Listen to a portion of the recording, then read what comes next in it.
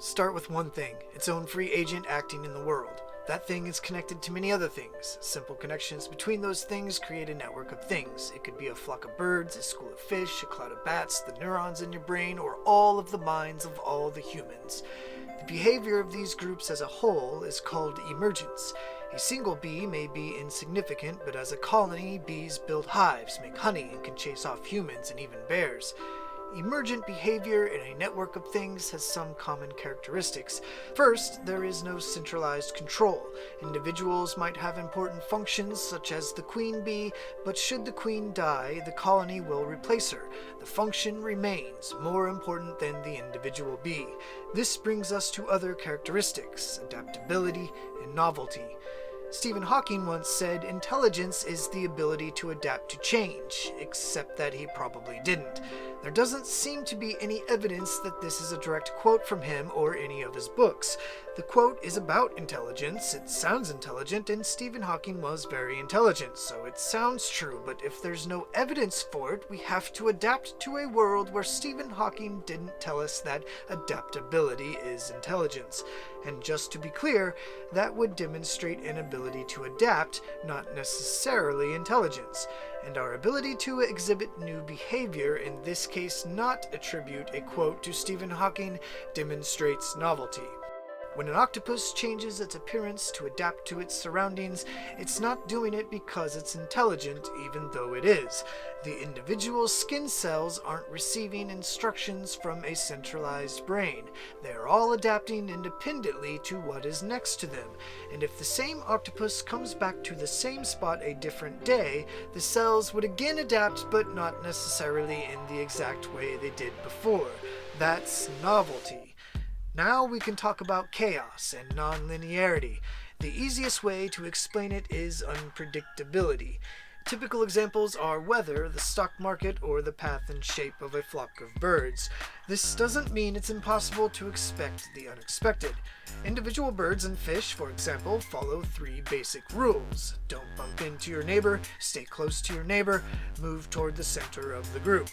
By studying patterns and correlations, we can make predictions about outcomes even in the midst of chaotic behavior.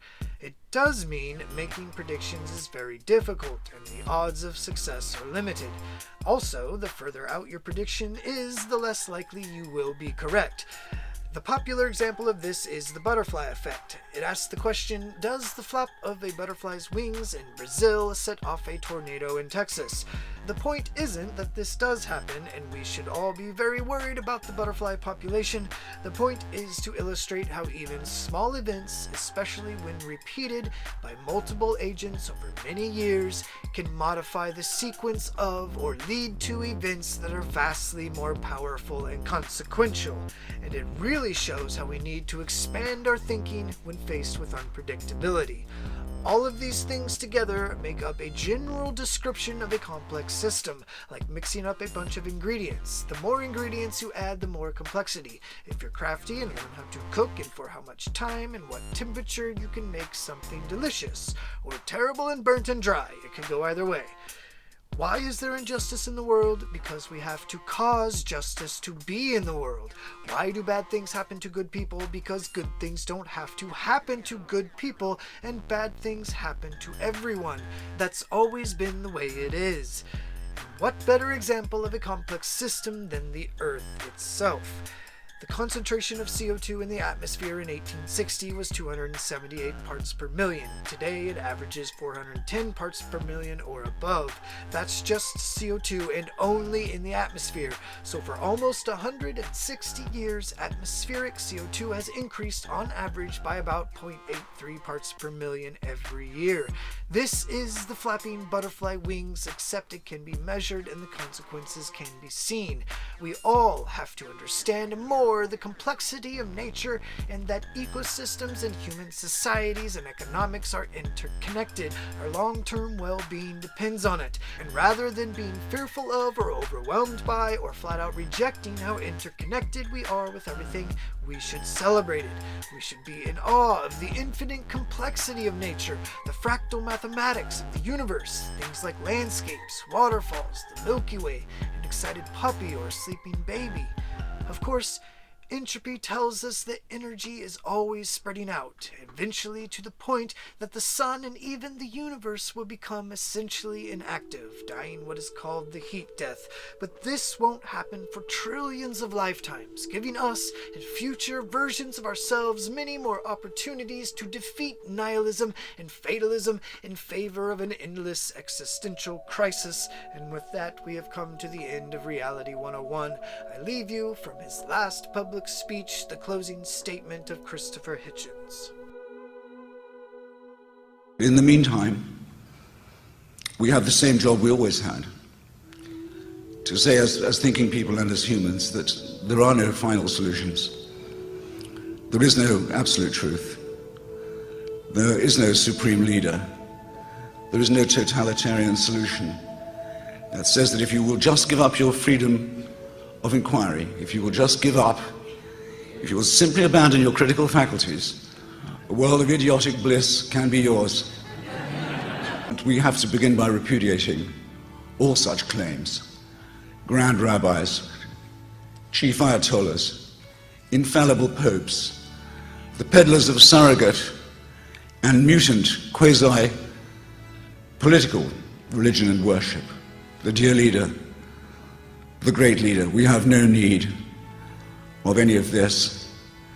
And looking at them and their record and the pathos of their supporters, I realized that it is they who are the grand imposters.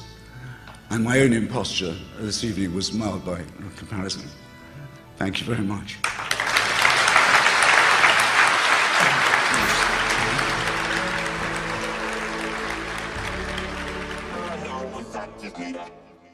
All I know is you just need her.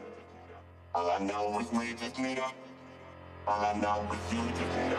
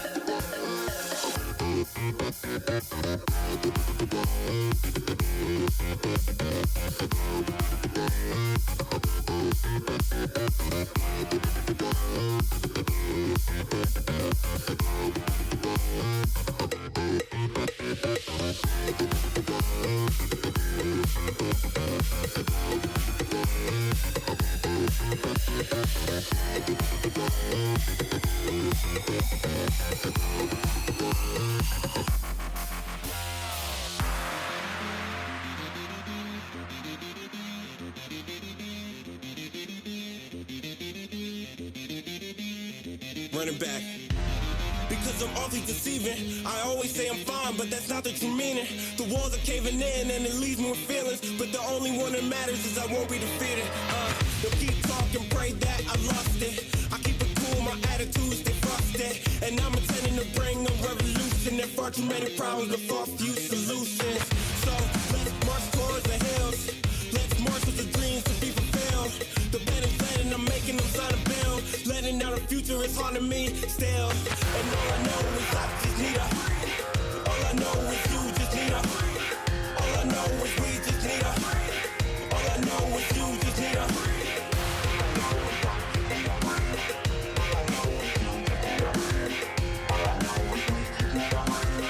All I know is you just need her. All I know is I just need her. All I know is you just need her. All I know is we just need her. All I know is you just need a breathe. All I know is I just need a breathe. All I know is you just need a breathe. All I know is we just need a breathe. All I know is you just need a